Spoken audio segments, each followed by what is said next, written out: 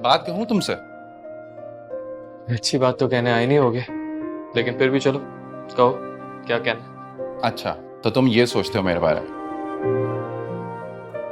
कहो, तुम क्या कहना चाहते थे?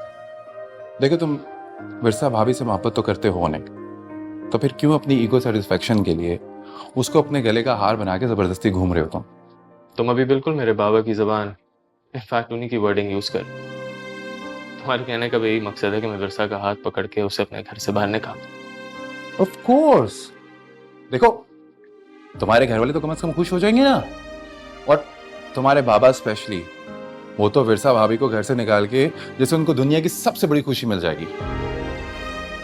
उन्हें जिंदगी की सबसे बड़ी खुशी सिर्फ विरसा को घर से बाहर निकाल के हासिल नहीं होगी। अरे फिर वो क्या चाहते हैं भाई?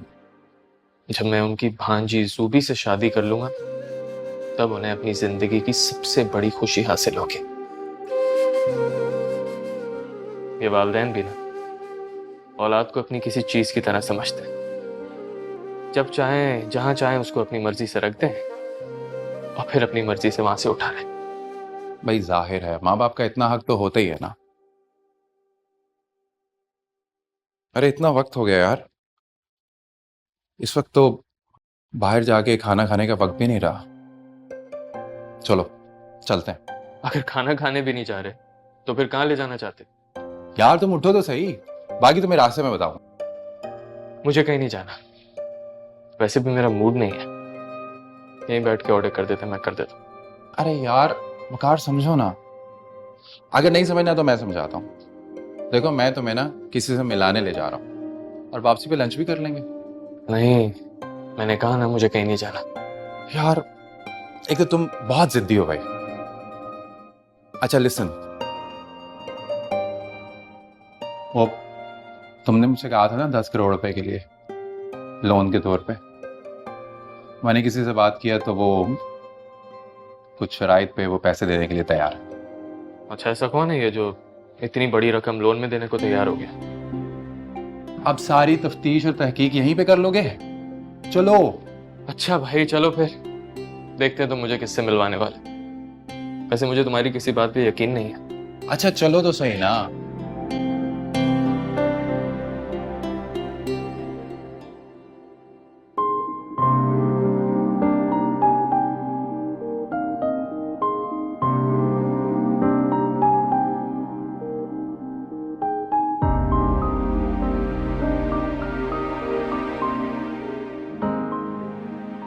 अगर आपके फूफा के पैसों की वापसी का बंदोबस्त हो जाए तो क्या तब भी मुझे यहाँ से जाना होगा? तुम तो ऐसे कह रही हो जैसे 10-20 करोड़ रुपए तुम्हारे अकाउंट में पड़े हैं। एक साइन करोगे और निकल आएंगे बाहर। तुम्हारी इस बेशुमार मोहब्बत की दौलत से अकरम फुप्पा के कर्जे का 1 रुपया भी लौटा नहीं सकता मैं। दौलत के बाजार में मोहब्बत कितनी कम हैसियत जिन्स है।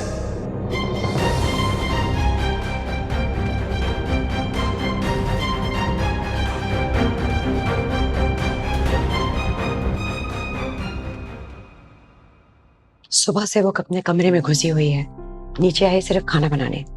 जाहिर है बाबा और भाई की बातें सुनने के बाद खुद को कोस रही होंगी कि वो यहाँ क्यों आ गई। तुम्हें क्या लगता है वो क्या करेगी? मुझे उसके ढीठ पने को देख के उससे कोई उम्मीद नहीं है। कैसी उम्मीद?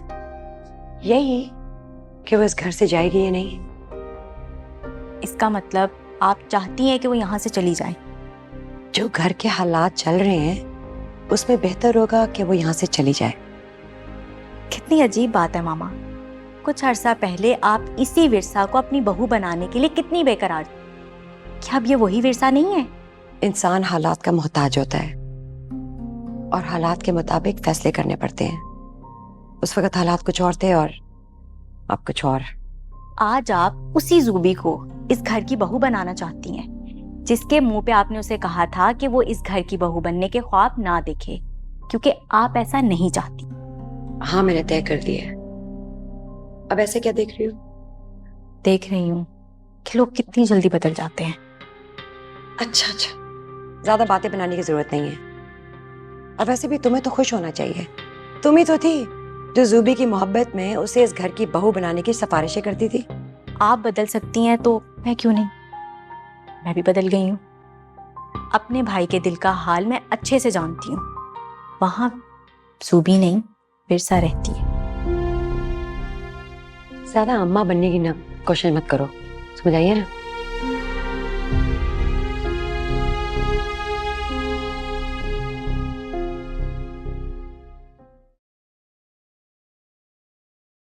तुम जा रही हो? जी बिल्कुल नहीं, आप यहां से इस तरह नहीं जा सकती।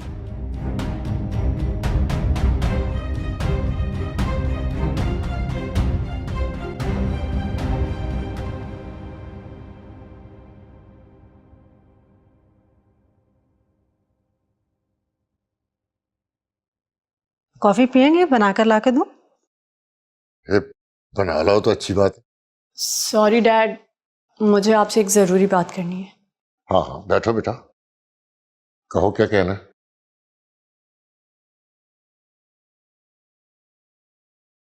ऐसे क्या देख रही हो? तुमने जो भी कहना है तुम्हारे डैडी ने बिना सोचे समझे मान जाना है। आप दोनों के सामने मेरी कहाँ चलती है? जब आपको मेरी बात से इख्तिलाफ ही करना है तो मुझे डैड से अकेले में बात करने दें। अच्छा भाई, मैं चुप रहूंगी, कुछ नहीं बोलूंगी। तुमने अपने डैड से जो बात करनी है कर लो। अरे बेटा, तुम कहो क्या कहना चाहती हो, मैं सुन रहा हूँ, बिला झिझक कहो। आपने हारिस मामू को पैसों की वापसी के लिए कॉल की थी? हारिस भाई ने या वकार ने तुमसे कोई ऐसी बात की है क्या? नहीं, डायरेक्ट तो नहीं कहा, वो आपस में बात कर रहे थे तो मैंने सुन लिया था। देखो बेटा, मैंने हारिस भाई या वकार से कोई ऐसी बात नहीं की है, लेकिन एक बात याद रखो, हारिस भाई से मेरा तुम्हारे अलावा एक और भी रिश्ता है। तुम्हारी माँ के बड़े भाई हैं वो। मैं समझ गई, आपने हारिस भाई से पैसों की बात नहीं की।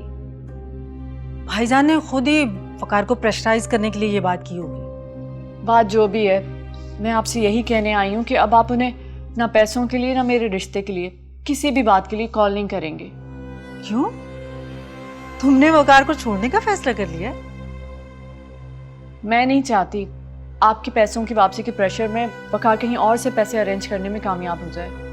पैसे देने के बाद वो चाहते हुए भी मुझसे शादी नहीं करेगा। अच्छा, मैं समझ गया कि तुम क्या कहना चाहती हो, कि वकार को ये बात बुरी लग सकती है, वो नाराज हो सकता है। यस डैड, आप बिल्कुल ठीक समझे। मुझे खुशी, आप मेरी बात फौरन समझ जाते। मेरा बच्चा, तुम फिक्र ना करो, मैं कल हारिस भाई को फोन करके टेंशन फ्री कर दूंगा। बेटी ने कहा और आपने फौरन बात मान ली। तो मुझे ये बताओ, हारिस भाई से बात नहीं करेंगे तो रिश्ता कैसे होगा? वो आप मुझ पर छोड़ दें, मैं खुद कर लूंगी। वकार को प्रेशर से नहीं, उसकी अपनी मर्जी से हासिल करना चाहती हूँ। अच्छा, अब मैं सोने जा रही हूँ। Good night dad. Good night.